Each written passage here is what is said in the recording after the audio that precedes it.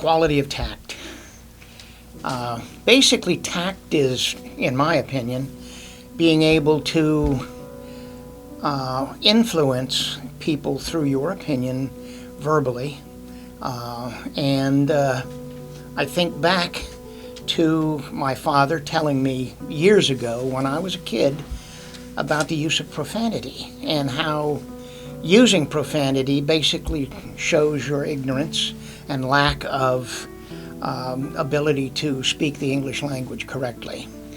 And I think as far as tact goes, he used to tell me that if you use profanity, you've basically just become emotionally involved and you're going to lose. So I've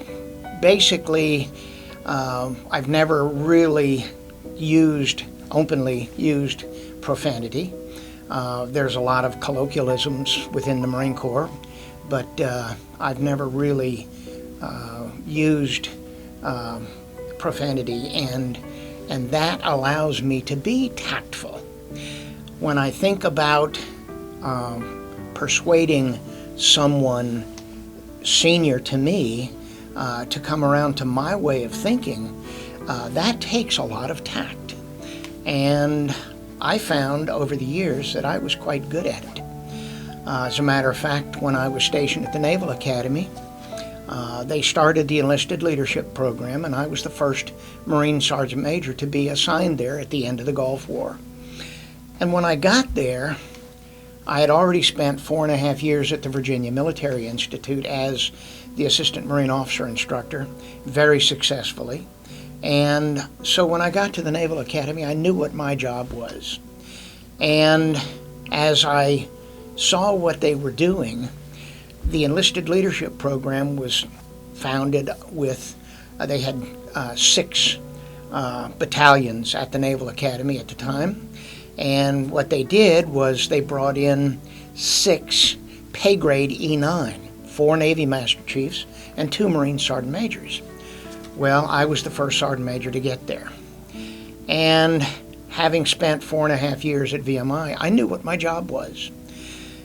So after I'd been there a little while, I realized that these midshipmen, when they're commissioned, they're not going to be working with Sergeant Majors and Master Chiefs. They're going to be working with first-class petty officers, staff sergeants, maybe a gunny or a chief. And I thought what they need are 26 of that pay grade, 1 per company. So I went to the Commandant of Midshipmen with that idea in mind. And I said to him my idea, and of course he looked at me like, what do you know? And so it, kind of fell on deaf ears. A little while later, I'm at the superintendent's garden party.